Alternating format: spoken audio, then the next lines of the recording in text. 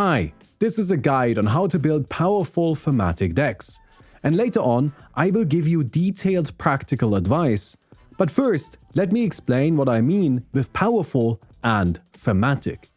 I think Commander is strongly shaped by the idea of thematic decks. It's what makes it different from competitive formats. I would describe any deck that makes concessions in power level for the sake of an idea that isn't winning as thematic. This is a very broad definition and encompasses pretty much anything that isn't CEDH. So of course, there's a bit of a scale. Some players will build a frog deck and then want every card in it to be a frog or depict a frog, while others might be more willing to make concessions, like including cards that have nothing to do with frogs but play well with them, and yet again others will play 10 frogs and 90 good stuff cards and call that a frog deck. Personally, I find myself in that second group.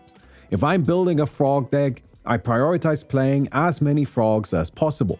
But I'm also willing to include cards that don't depict frogs but work well with the mechanics of the frogs that I'm playing. I also like including cards that just fit with the general vibe of the deck. For example, I'm fine including Glory in a Spirits deck. Glory isn't a spirit, but it's got the same energy, and that's good enough for me. My general goal is to build my decks around an idea, and then have every card fit into the idea in some capacity.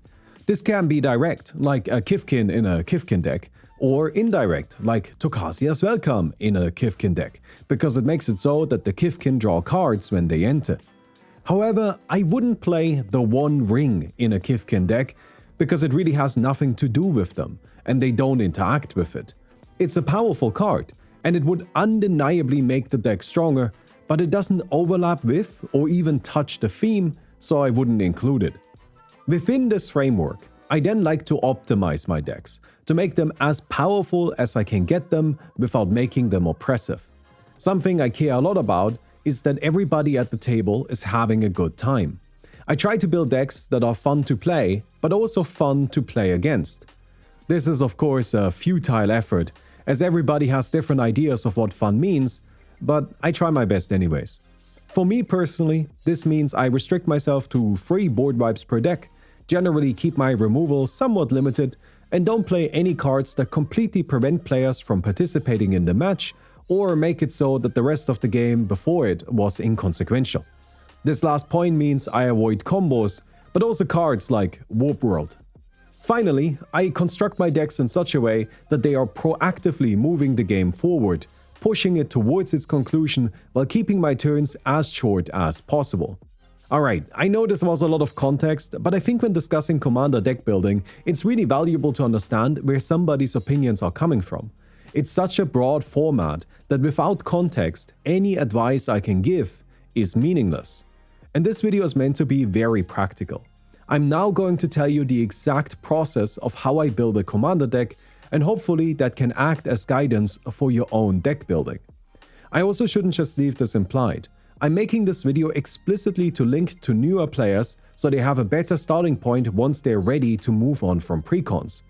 To not interrupt the coming details, I will also add the call to action now. Please give the video a thumbs up, I would appreciate that. The first thing I do is find my theme. This can be a commander, but it doesn't have to be. Generally speaking, I think that putting too much emphasis on a commander isn't actually a great idea. A deck that depends on its commander for its game plan is often a fragile one, as the commander gets killed, recast, killed again, and recast and killed again, and we're never actually playing the game. That's not to say that commanders can't be the centerpiece of a deck, but I do think it's worthwhile to build every deck in a way that it can function without its commander. Yes, that includes Voltron decks. So, a theme can be a commander, but it can also be anything else. Kindred themes are obvious: frogs, squirrels, vampires, the 3 genders. So are keyworded gameplay themes like landfall, life gain, or defender. There's nothing wrong with these, but don't feel like you have to limit yourself to something this simple. Complex ideas can be deck themes as well. Cards that change the rhythm of the game would be an example. I used this for my deck full of games, which is made up of cards that change how you have to think about Magic for a moment. I used cards that invoke a feeling of speed for my Speed Demon deck, It's made up almost entirely of instants and cards with flash, madness, or haste. But I also play Gauntlet of Power and Caged Sun, which to me always encompassed the feeling of slowing down in a curve, while turning up the Freebird Eurobeat remix before drifting down the Autobahn at 200 km an hour. In what way this feeling of speed manifests is open to our interpretation, and nobody is double-checking our work. Themes don't just have to be one-word mechanics. They can also be intricate, complex ideas that require interpretation. And personally, I really like those kinds of themes. Another method for finding themes that I enjoy relies on guideline cards. Find a card that gets you excited and then deconstruct it and use it as the thematic through line for your deck building. Now, I'm not saying that we should center our entire game plan around that card and then try to tutor it up so we can play it and so on. No. I actually think that mindset leads to uninteresting, fragile decks that aren't fun to play repeatedly. Instead, use that card as a centerpiece of an interconnected web that spans around it. At the end of it, the card shouldn't even be necessary anymore for the deck to feel like the card. For example, a while ago I built a mono-red Rule 0 Tectonic Giant deck that was using Apex of Power as its guideline card. Apex of Power is a 10-mana sorcery that impulse draws the top 7 cards of your deck, and if we cast it from our hand, then we also add 10 mana. So it's a ritual, it's big mana, it's impulse draw, and importantly, it doesn't work well when copied. Disassembling the aspects of this card gives us a whole bunch of concepts that we can use to find cards that either have those elements or synergize with them. And it also gives us a really cool restriction in avoiding copy spells. I always enjoy having some sort of limitation that I self-impose onto my decks. Like my Kiora deck is mono blue but doesn't really use counterspells. There's nothing wrong with copy or counterspells. I just think it's fun to have a restriction as it opens up deck slots and makes it so our deck has an inherent weakness, making it more likely to be balanced for casual play and pushing us away from being a generic good stuff pile. When I had finished my Apex of Power deck, I actually ended up cutting the card itself because the rest of the deck embodied the theme of it so well, it already felt so much like Apex of Power that the guideline card itself became unnecessary. My point here is that anything can be a theme. It can be a commander, a keyword, a guideline card, an artist, an abstract idea, a sentence, a story, a vibe, a memory. Don't feel restricted to only the categories available on EDHREC. Once we've decided on a theme, we want to start adding cards into our deck, and that's where I would like to introduce you to the most powerful tool we have available, which is the scryfall tagger. So this is scryfall right here, and if you scroll down a little bit, you can find the scryfall tagger. If you click this, it will take you to a separate website. On here, you can go into the search menu and type in the card that you're interested in. So for example, Apex of Power. If I then search up Apex of Power, I can find this site, which gives me a whole bunch of tags for it. So for example, Amonkhet, which is an art tag, I can click on it and it will give me a whole bunch of cards that are using or displaying Amonkhet in its artwork. But down here, I also have gameplay related tags, like for example, adds multiple mana, impulsive draw, and ritual. If I now want to find cards that share this effect, I can click on these tags and it will give me a list. Now, by itself, this isn't super useful. We usually want to go back to scryfall, and then you can see up here we've got an O tag impulsive draw. Then we go in and make sure we ID red and order this by EDHREC, and all of a sudden we've got a really nice usable list that fit into this gameplay idea. Once we are here, we can continue digging for more cards that have similar effects by just clicking on one of them and then going down here, opening it on Scryfall Tagger, and then we can see, oh, okay, there are a bunch more tags that we can use. For example, Synergy Treasure. Then we pop this open again, yet again, search only for the red cards, and now we have a new list. We can kind of keep digging our way through it. So, for example, here's Reign of Riches. Well, Reign of Riches sort of makes sense, right? We've got Apex of Power, Professional Facebreaker right now. Open this bad boy up on Scryfall Tagger again. Then we can see, okay, Cascade gives Cascade. cast triggers, this kind of makes sense, right? Like maybe gives Cascade, that seems like an interesting thing. There's only 17 cards for it. So it's nothing too crazy, but we are now really narrowing down everything that exists, and we are narrowing it down to pieces that make sense for us. We can use the same approach on most deck builder websites, where we can just go into the search and an OTAG impulse draw, and we get the same list. By going on these journeys of going into the tagger and clicking through cards, seeing which cards have similar effects, you will inevitably find synergies and get used to the language of the tagger. And then you can start searching for things more actively. The best part of the system though is that we can combine it. So I combined the OTAG's ramp and impulse draw for this search, and you can see that it really narrowed it down. There's only 23 cards that this applies to. This makes it much easier for me to find very specific cards that fit into my theme, and I think that's fantastic. When building a deck, I usually have a couple of cards that I already know I want to include. I then go to the scryfall tagger to check for which tags the card has that feel like they would be fun inclusions in the deck.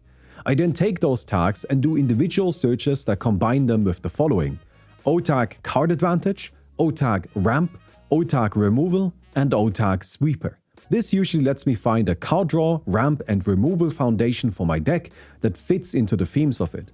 I then start digging into the tagger to find cards that have synergies with what we already selected and that fit into our theme. When doing so, I wouldn't recommend going more than 2 steps removed from our starting point.